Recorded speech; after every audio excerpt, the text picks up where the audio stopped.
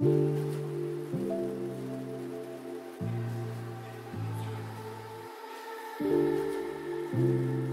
first have to remove some clips that hold in the brake hose and ABS wiring. You also have to remove one end of the front sway bar link, but once those are all out of the way, it's only 2 bolts holding the strut at the bottom and 3 bolts up top. It's good advice to just mark out the location of the strut top mount, and once those are removed, you can slide your strut assembly out. So fitting in the new strut and coils, I've used a spring compressor and assembled the struts, and it's as simple as sliding it back in and doing the same process as before as removing. Everything lines up perfectly, nothing to fight with. In fact, out of all the suspension setups I've done for front struts, this has been the most easiest and pain-free install. Zero issues at all.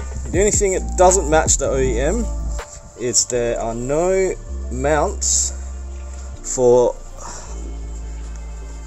these, but Bilstein do include these.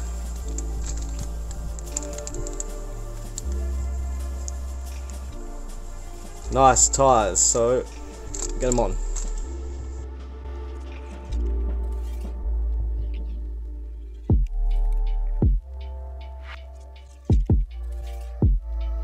Now onto the rears. I'm only replacing the coil springs at the rears because the shocks at the rear are still fine, and they can be replaced at any time. You don't actually have to remove, it's not like a coil over type assembly. So again, like the front, you have to remove one end of the sway bar end link, and then it's just a simple case of supporting your rear lower control arm and removing one bolt.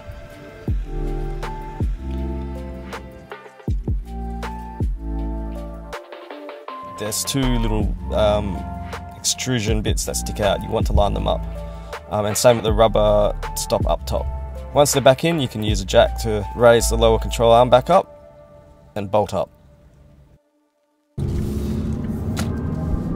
So once everything has been torqued up to spec and the car's back on the road, it's time for the first test drive, and this is pre-wheel alignment. It's actually quite surprising how noticeable the stiffness and firmness is, and this is pre-wheel alignment. Just driving around doing some corners and sharp turns, the car feels really flat, and once you start getting into actual daily driving, such as shopping centre car parks and speed bumps, you do really realise how much extra firm these Bilstein B8s are.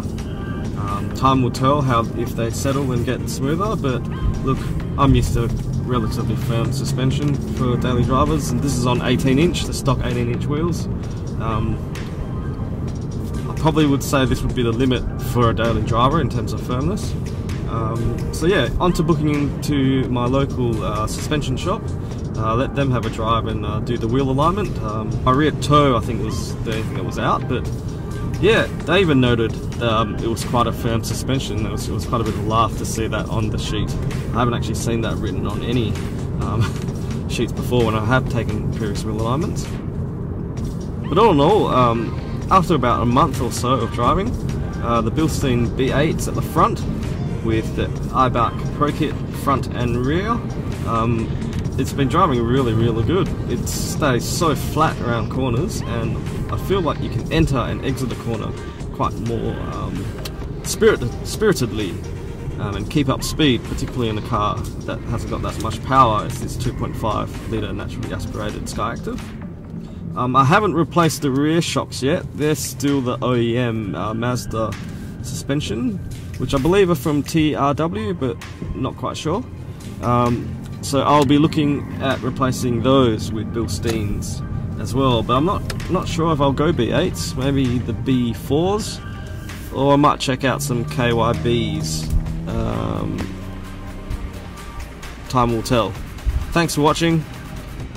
See you next time.